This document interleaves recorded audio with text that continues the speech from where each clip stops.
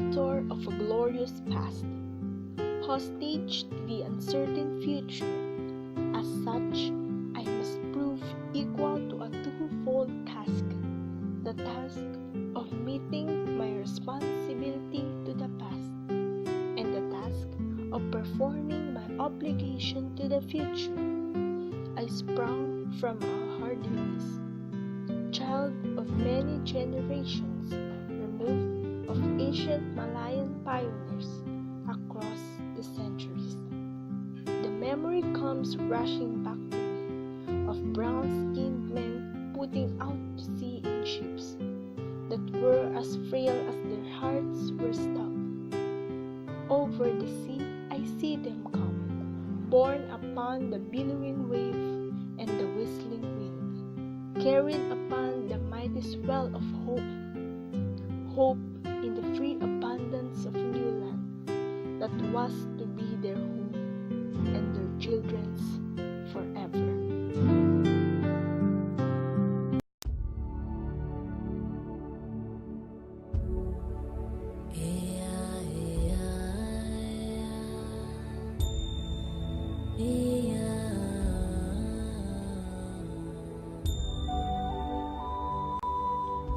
This is the land they sought and found, every inch of shore that their eyes first set upon, every hill and mountain that beckoned to them with a green and purple invitation, every mile of rolling plain that their view encompassed, every river and lake that promised a plentiful living and the fruitfulness of commerce, is a hallowed spot to me.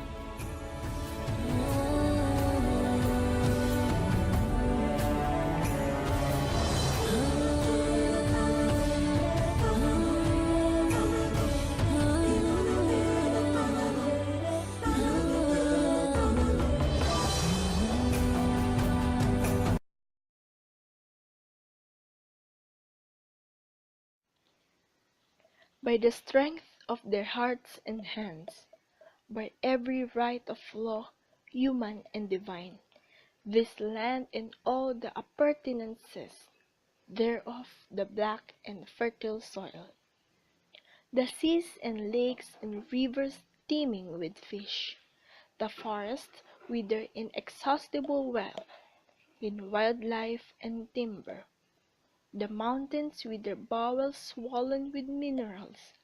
The whole of the rich and happy land has been for centuries without number, the land of my fathers.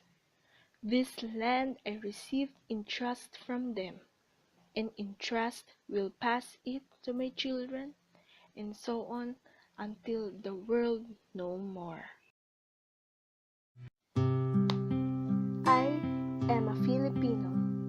In my blood runs the immortal seed of heroes, seed that flowered down the centuries in deeds of courage and defiance. In my veins yet pulses the same hot blood that sent Lapu-Lapu to battle against the alien foe, that drove Jegusilang and Dagohoy into rebellion against the foreign oppressor. That seed is immortal. It is the self-same seed that flowered in the heart of Jose Rizal, that morning in Bagong Bayan, when a volley of shots put an end to all that was mortal of him, and made his spirit deathless forever. The same that flowered in the hearts of Bonifacio in Balintawak, of Gregorio del Pilar of Tirad Pass, of Antonio Luna at Kalumpit, that bloomed in flowers of frustration in the sad heart of Emilio Aguinaldo at Palanan, and yet burst forth royally again in the proud heart of Manuel Quezon, when he stood at last on the threshold of ancient Malacanang Palace, in the symbolic act of possession and racial vindication. The seed I bear within me is an immortal seed. It is the mark of my manhood, the like the seeds that were once buried in the tomb of Tutankhamen many thousand years ago. It shall grow and flower and bear fruit again. It is the insignia of my race, and my generation is but a stage in the unending search of my people for freedom and happiness.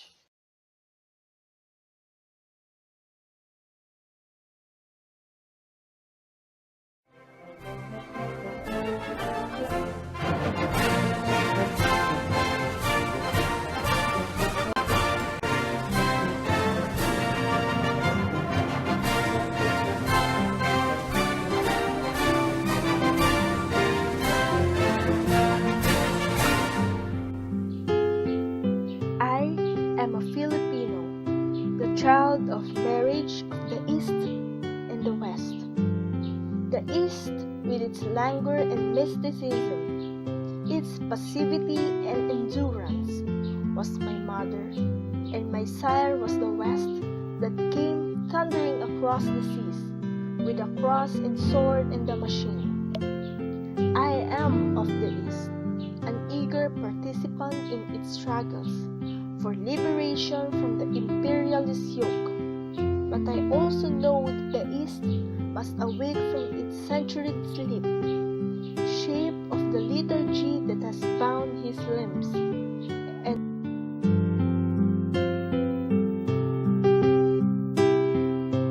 and start moving where destiny awaits.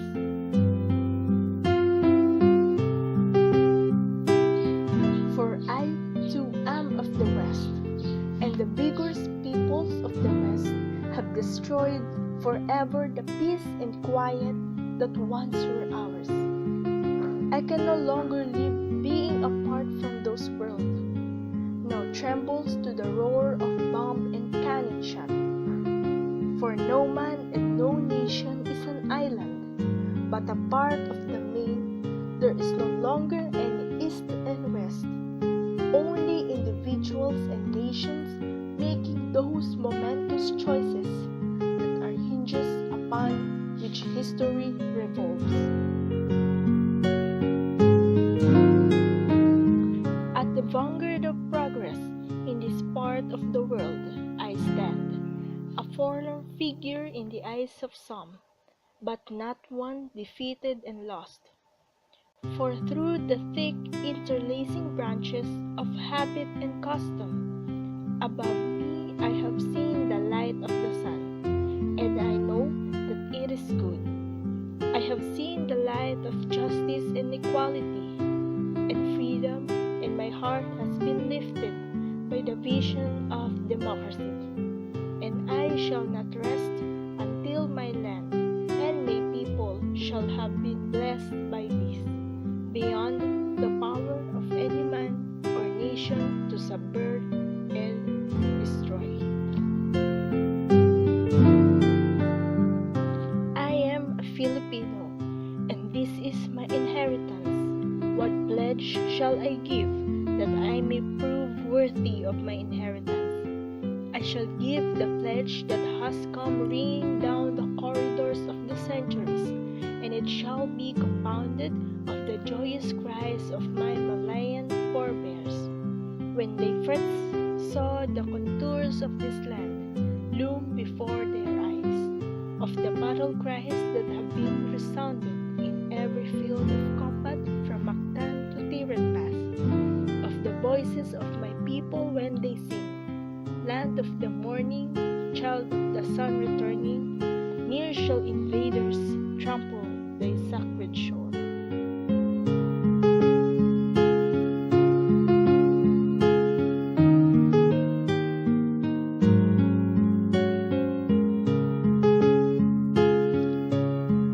Out of the lush green of the 7,000 isles, out of the heartstrings of 100 million people, all vibrating to one song, I shall weave the mighty fabric of my pledge, out of the songs of the farmers at sunrise when they go to labor in the fields, out of the sweat of the hard-beaten pioneers in Malig and Coronadal, out of the silent endurance of stevedores at the piers and the ominous grumbling of peasants Pampanga, out of the first cries of babies newly born and the lullabies that mothers sing, out of the crushing of gears and the whine of turbines in the factories, out of the crunch of gloves upturning the earth, out of the linkless patience of teachers in the classrooms and doctors in the clinics, out of the tramp of soldiers marching, I shall make the pattern of my pledge.